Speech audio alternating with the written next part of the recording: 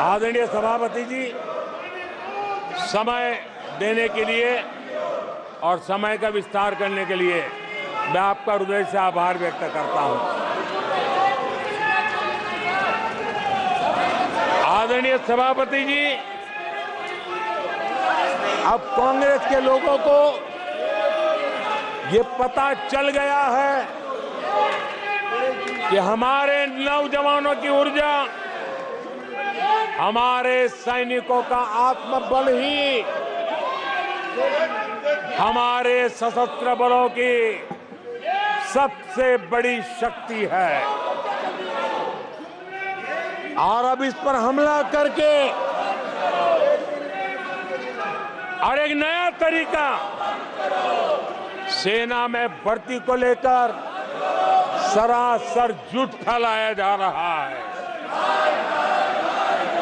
ताकि लोग, मेरे देश के नौजवान मेरे देश की रक्षा करने के लिए सेना में न जाए, उनको रोकने के लिए षड्यंत्र हो रहा है। आदरणीय सभापति जी, मैं इस सदन के माध्यम से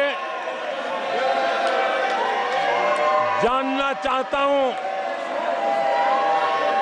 आखिर किसके लिए कांग्रेस हमारी सेनाओं को कमजोर करना चाहती है? किसके फायदे के लिए कांग्रेस वाले सेना के संबंध में इतना झूठ फैला रहे हैं? आदरणीय सभापति जी, वन रैंक वन पेंशन को लेकर के देश के शहीद जवानों को उनकी आंखों में धूल झोंकने का प्रयास किया गया।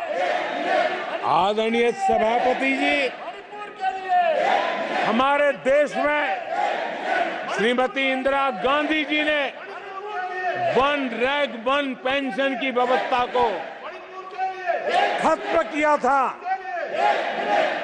दशकों तक कांग्रेस ने वन रैंक वन पेंशन को लागू नहीं होने दिया और चुनाव जब आए तो 500 करोड़ रुपया दिखाकर निवृत्त सेना नायकों को मूर्ख बनाने की कोशिशें भी की गई,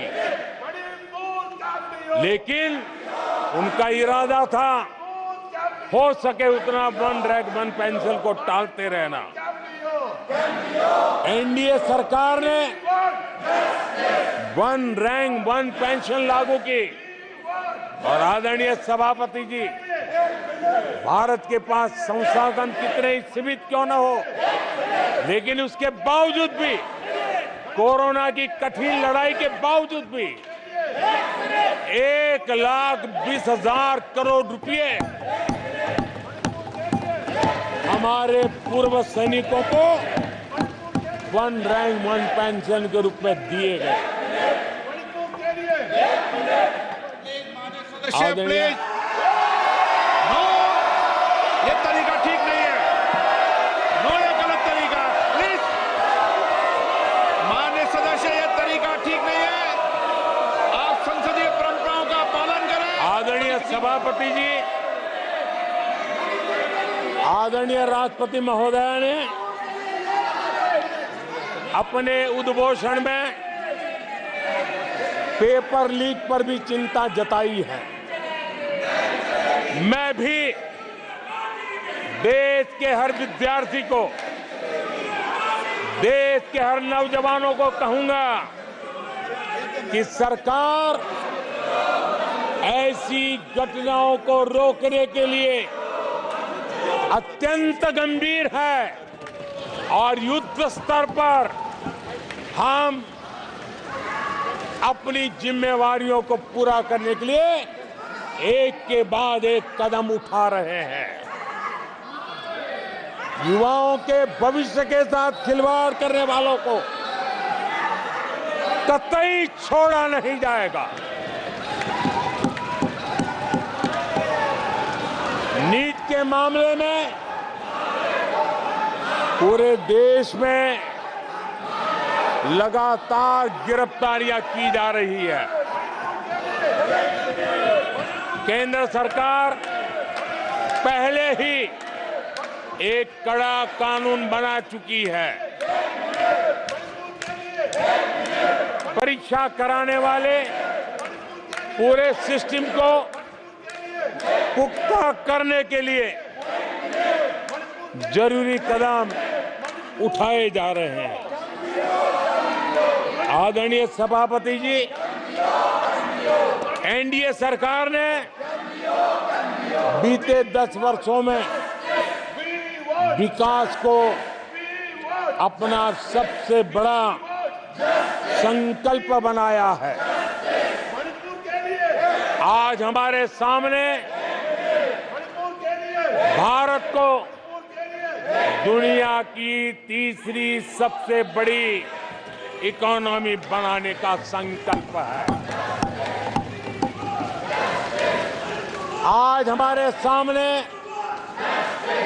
आजादी के इतने सालों के बाद पीने का शुद्ध पानी पहुंचाने के लिए हर जल पहुंचाने का हमारा संकल्प है। आदरणीय सभापति जी, हर गरीब को आवाज देना ये हमारा संकल्प है। आदरणीय सभापति जी, भारत की विश्व में जैसे जैसे ताकत उभर रही है, हमारी सेनाओं को भी आत्मनिर्भर बनाने का हमारा दृढ़ संकल्प है। आदरणीय सभापति जी, ये युग हरित युग है, ये युग ग्रीन एरा है और इसलिए दुनिया जो ग्लोबल वार्मिंग से लड़ाई लड़ रही है, उसको एक बहुत बड़ी ताकत देने का काम भारत ने बीड़ा उठाया है। हमने रिन्यूएबल एनर्जी का भारत पावर हाउस बने, उस दिशा में एक के बाद एक कदम उठाए हैं और उसको अचीव करने का हमारा संकल्प है। आदरणीय सभापति जी, भविष्य ग्रीन हाइड्रोजन से जुड़ा है, ई व्हीकल से जुड़ा हुआ है। भारत को ग्रीन हाइड्रोजन का हब बनाने के लिए भी हम पूरी तरह संकल्पबद्ध है। आदरणीय सभापति जी, 21वीं सदी आज भारत 21वीं सदी को भारत की सदी बनाने के लिए जिन संकल्पों को लेकर के हम चले हैं, उसमें इंफ्रास्ट्रक्चर की भी बहुत बड़ी भूमिका है। हमें आधुनिक इंफ्रास्ट्रक्चर बनाना है, हमें विश्व के सारे बेंचमार्क की बराबरी पे जाना है। आदरणीय सभापति जी, जितना निवेश भारत में इंफ्रास्ट्रक्चर के लिए हुआ है, वो इतना पहले कभी नहीं हुआ है और जिसका लाभ आज देशवासी देख रहे हैं। देश में बहुत बड़े पैमाने पर रोजगार और स्वरोजगार के अवसर बन रहे हैं।